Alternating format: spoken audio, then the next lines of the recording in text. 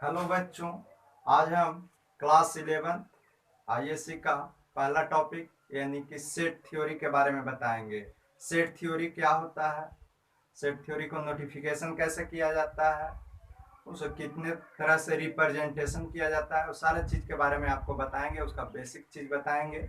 सबसे पहले आप जान लीजिए सेट के बारे में। सेट यानी कि समुच्च। सेट को हिंदी में हम क्या बोलते हैं? समुच्च बोलते हैं। समुच्च को नोटिफिकेशन जो होता है यानी नोटेशन जो किया जाता है वो मंझली कोष्ठ करली ब्रैकेट्स में किया जाता है।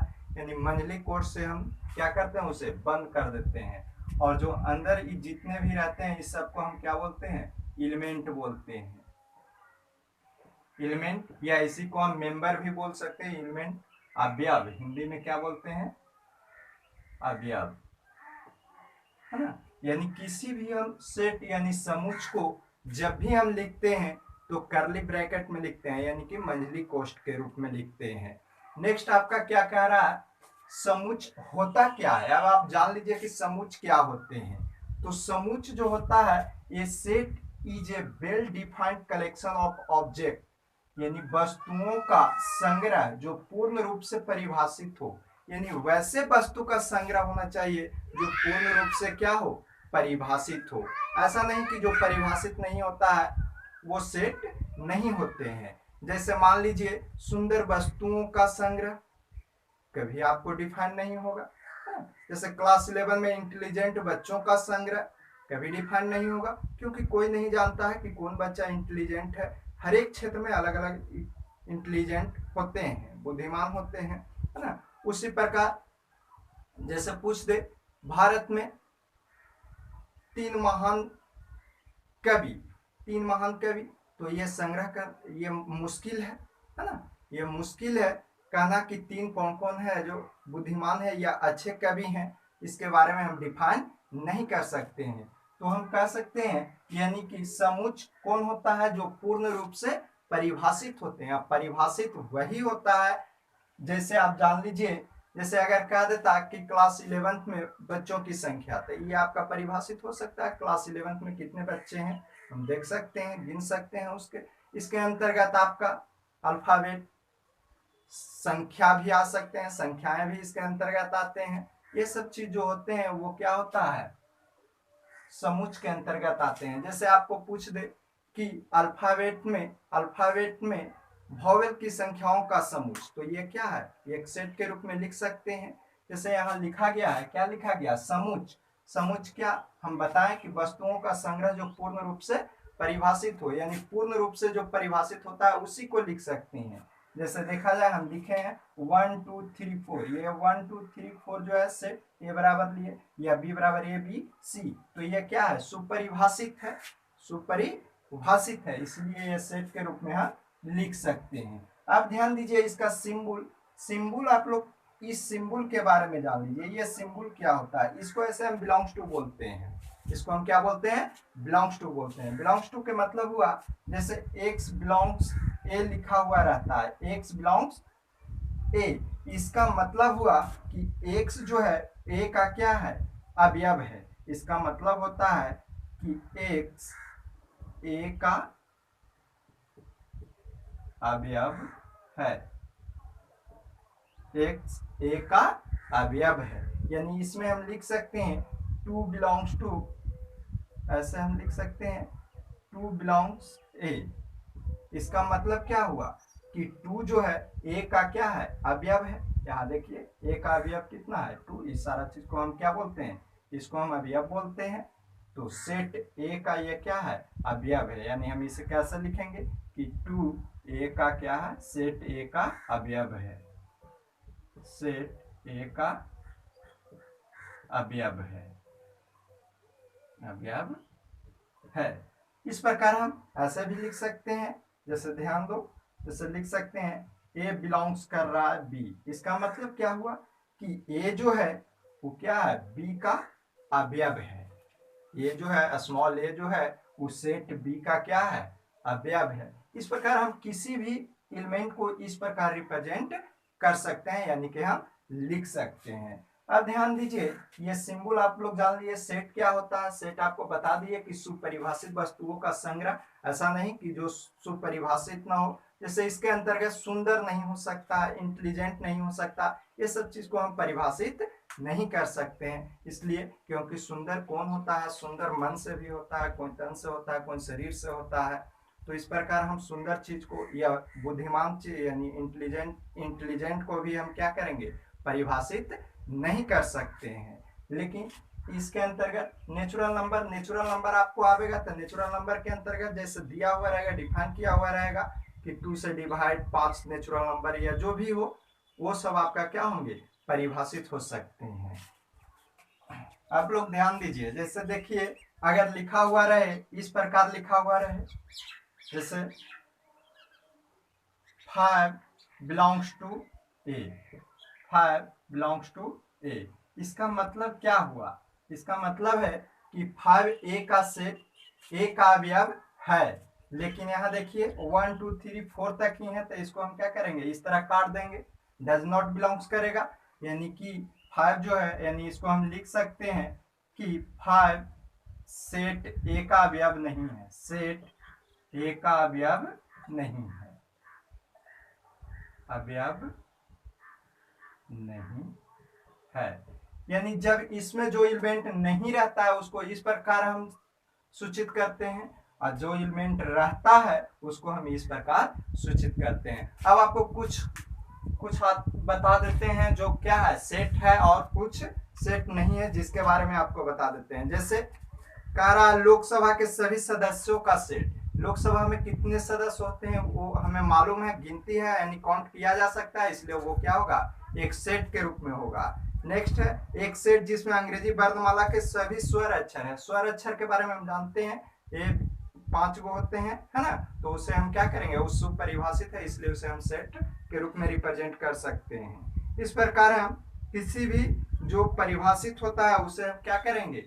परिभाषित जो होता है उसे हम सेट के रूप में लिख सकते हैं। जो परिभाषित नहीं होता है, जैसे आप ध्यान दीजिए, जैसे लिखा हुआ भारत के 3 सबसे प्रसिद्ध संगीतज्ञों का समूह सुपरिभाषित समूह नहीं होता है। सुप्रसिद्ध संगीतज्ञ कौन होगा? यह हमें क्या कल्पना नहीं किया जा सकता है, इसलिए ये सेट नहीं हो सकते हैं। कह रहा बिहार के धनी आदमियों का संग्रह, ये सुपरिभाषित नहीं हो सकता। धनी कौन है? सब आदमी धनी होता है, इसलिए इसे हम परिभाषित नहीं कर सकते हैं, इसलिए यह सेट नहीं होगा। इस प्रकार हम सेट के बारे में, हमें पूर्ण विश्वास है कि आप लोग को सेट के बारे में आपको समझ में आ गया होगा। अब इसके आगे आपको हम बता देते हैं क्या? नेचुरल नंबर, उस संख्या के बारे में आपको बता देते हैं।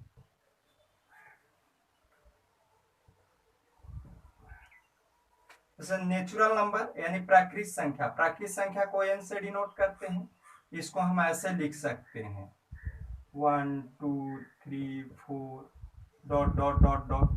इस प्रकार हम जब लिखते हैं, ये क्या होता है? Natural number. प्राकृतिक संख्या को n से डिनोट किया जाता है। फिर आपको लिख सकते हैं होल नंबर, होल नंबर को w से हम डिनोट करते हैं। इसको हम लिख सकते हैं इस प्रकार, 0 लगा देते हैं, 0 1 2 3 4 डॉट डॉट डॉट डॉट। तो ये हमारा क्या है? यानी w से हम होल नंबर को, है ना, पूर्ण संख्या को, इसको हम प्राकृतिक संख्या बोलते हैं, प्राकृतिक संख्या, इसको हम पूर्ण संख्या बोलते हैं। इसी प्रकार इंटीजर नंबर i या z से डिनोट किया हुआ रहता है। इंटीजर नंबर जो होता है वो क्या होता है? 0 +-1 +-2 +-3, यानी प्लस और माइनस दोनों में लेके चला जाता है ना, प्लस और माइनस दोनों में होता है, तब उसे हम क्या कहेंगे? इंटीजर नंबर, है ना, पूर्णांक संख्या, पूर्णांक संख्या, ये आपका पूर्णांक संख्या हो गया। आप ध्यान दो, इस प्रकार रेशनल नंबर, परिमेय संख्या, परिमेय संख्या को q से हम डिनोट करते हैं, q से डिनोट करेंगे। परिमेय संख्या कौन होता है? जो p बटा q के रूप में होता है, p बटा q के रूप में होता है, जहां q क्या हो? q does not equal to 0 हो। तो वैसी संख्या कौन कौन हो जाएगा, जैसे एग्जांपल में देख लो, 1/2 हो सकता है, -2/3 हो सकता है ना, 5/7 हो सकता है। ये सब आपका क्या है, परिमेय संख्या होते हैं। अब परिमेय, ये आपका क्या हो गया, परिमेय संख्या, रेशनल नंबर, परिमेय संख्या। फिर आपका हो गया अपरिमेय संख्या, अपरिमेय संख्या, जिसको हम Q प्लस से डिनोट करते हैं, है ना। अपरिमेय संख्या जो P/Q के रूप में नहीं होता है,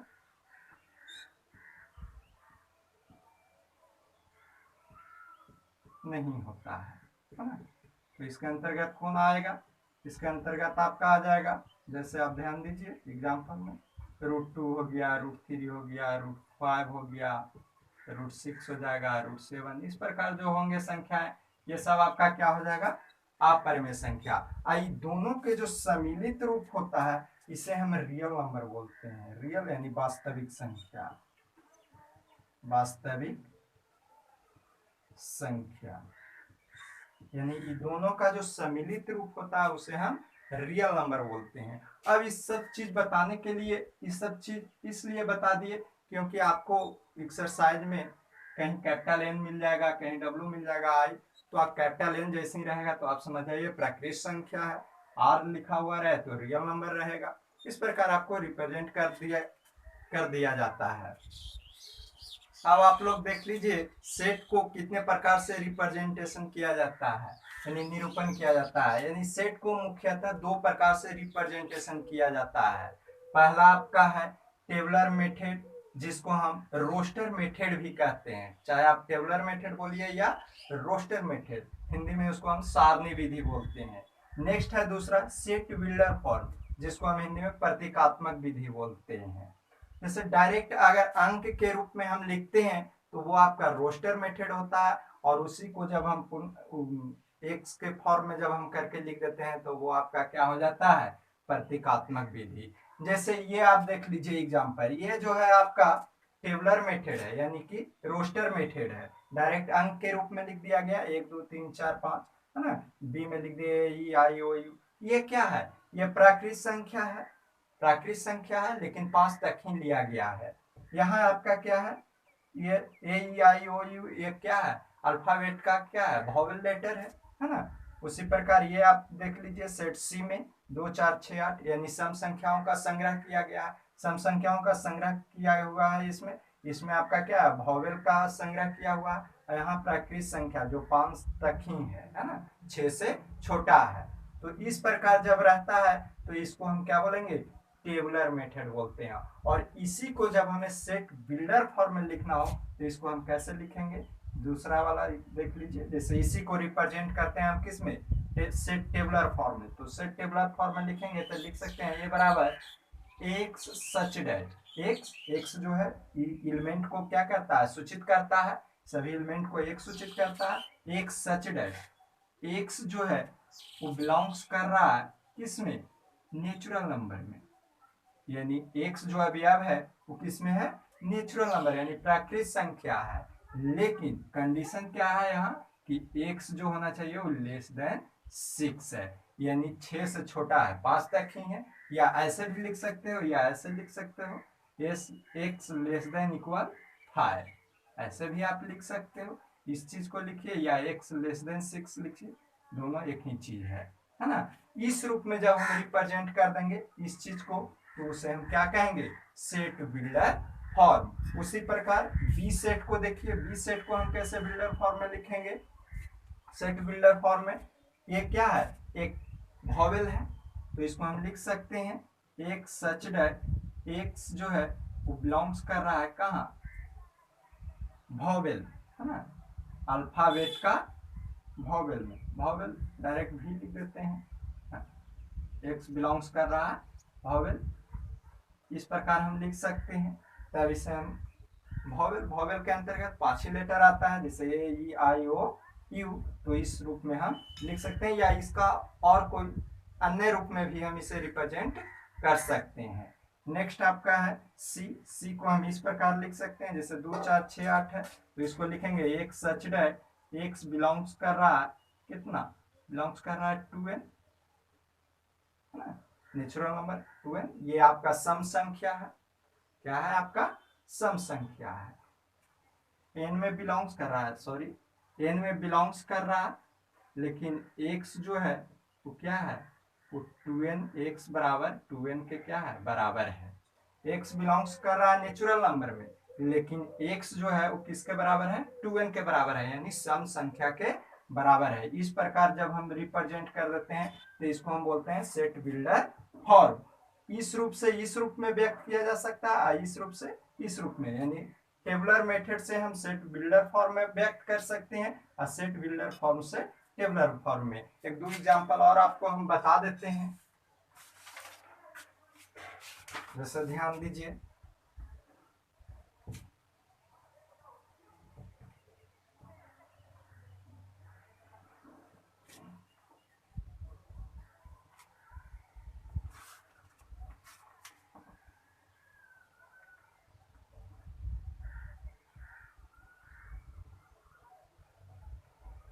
जैसे देख लीजिए कोई सेट दिया हुआ है, बिल्डर फॉर्म में दिया हुआ है, कैसे दिया हुआ है, जैसे a बराबर दिया हुआ रहे एक such that x square minus 9 equal to 0, इसका सेट बनाना हो, सेट बनाना हो तो कैसे बनाएंगे, एक्स स्क्वायर माइनस 9 बराबर 0 करके इसका एलिमेंट निकालेंगे, एक्स स्क्वायर बराबर 9 हो जाएगा, एक्स बराबर कितना हो जाएगा प्लस माइनस रूट अंडर 9 यानी प्लस माइनस 3, तब जो सेट होगा ये कितना हो जाएगा आपका, हो जाएगा प्लस माइनस 3 और प्लस 3, इसको हम बोलेंगे टेबुलर फॉर्म। इस तो आपको दिया हुआ था किसमें, set builder form, set builder form में दिले था, उसको हम टेबुलर फॉर्म में चेंज कर दिए। इस प्रकार इसको हम इस प्रकार चेंज कर सकते हैं और इसे इस रूप में भी हम चेंज कर सकते हैं। नेक्स्ट इसी टाइप के एक और क्वेश्चन आप देख लीजिए, जैसे दिया हुआ रहे a बराबर एक सच डेट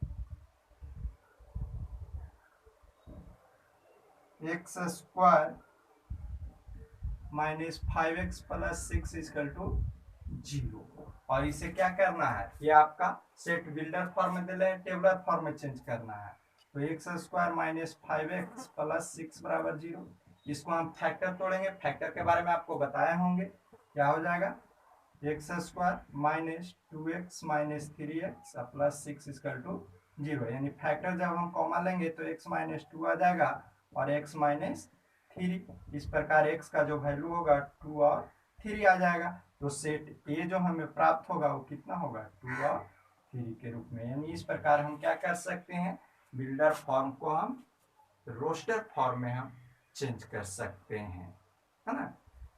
अब ध्यान दीजिए, अब आप लोग जान लीजिए, ये आपको समझ में आ गया होगा कि रोस्टर फॉर्म क्या होते हैं और सेट बिल्डर फॉर्म क्या होते हैं। अब इसमें थोड़ा सा आपको बता देते हैं टाइप्स ऑफ सेट के बारे में।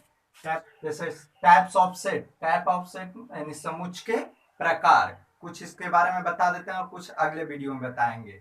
सबसे पहला आपका इम्पैथी सेट, जिसे हम नल सेट, हिंदी में उसे हम रिक्त समुच्चय कहते हैं। रिक्त समुच्चय क्या होता है, जैसे एग्जांपल इसका देख लीजिए, इसका जो समुच्चय होता है इसमें एक भी अवयव नहीं होता, यानी इस रूप में लिखा हुआ रहेगा, यानी इसमें कोई एलिमेंट नहीं रहता, या इसी को हम सिर्फ फाई के रूप में लिख देते हैं, तो ये जो सेट होता है उसको इम्पैथी सेट बोलते हैं। नेक्स्ट है आपका सिंगलटन सेट, है ना, एकल समुच्चय। एकल समुच्चय कौन होता है, वैसे समुच्चय जिसमें सिर्फ एक अवयव होते हैं, वैसे समुच्चय जिसमें कितने अवयव हो, एक अवयव हो, जैसे ये बराबर दिया हुआ रहे 1, इस प्रकार दिया हुआ रहे 2, है ना,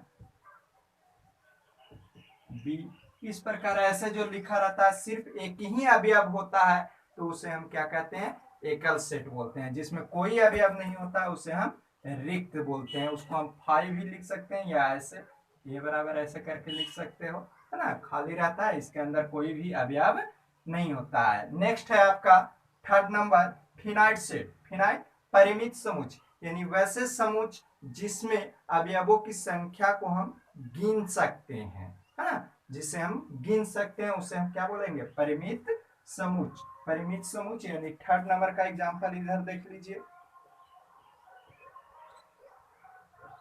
इसका एग्जांपल परिमित समुच्चय, जैसे दिया हुआ रहे ए बराबर, है ना, कितना ए ई आई ओ यू, यानी अल्फाबेट के वोवेल लेटर का समूह।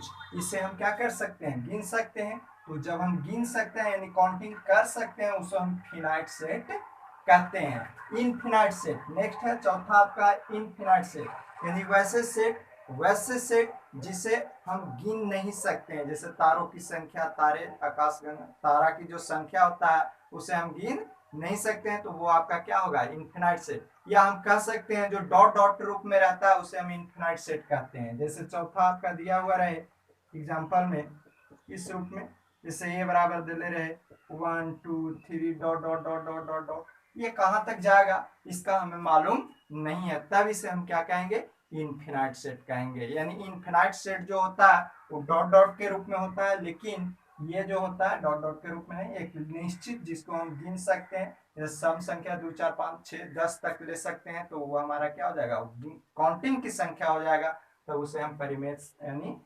फिनाइट सेट कहेंगे। इनफिनाइट सेट आपको किसे कहेंगे, जो डॉट डॉट के रूप में लिखा हुआ रहेगा। नेक्स्ट है इक्वल सेट। इक्वल सेट यानी समान समुच। समान समुच क्या होता है, दो वैसे समुच जिसमें अवयव की संख्या समान हो तथा अवयव भी समान होते हैं, तो उसे हम क्या कहेंगे, इक्वल सेट कहेंगे। जैसे आप देख लीजिए उसका एग्जांपल, थर्ड का एग्जांपल, जैसे दो सेट दिया हुआ है, ए बराबर दे ले है 1 2 3 और बी बराबर दिया हुआ है 3 1 और 2, यानी दो सेट है। अब ध्यान दो, दोनों में अवयव की संख्या 1 2 3 1 2 3, यानी 3 3 अवयव है, और इसमें जो एलिमेंट इसमें है वही एलिमेंट इसमें है, तब हम कह सकते हैं कि ये है जो बराबर है किसका, बी का। यानी अवयव भी बराबर हो और उसमें अवयवों की संख्या भी समान होता है, तब उसे हम क्या कहेंगे, इक्वल सेट कहेंगे। नेक्स्ट है आपका 6 number, equivalent set. Equivalent set का एग्जांपल देख लीजिए 6 नंबर।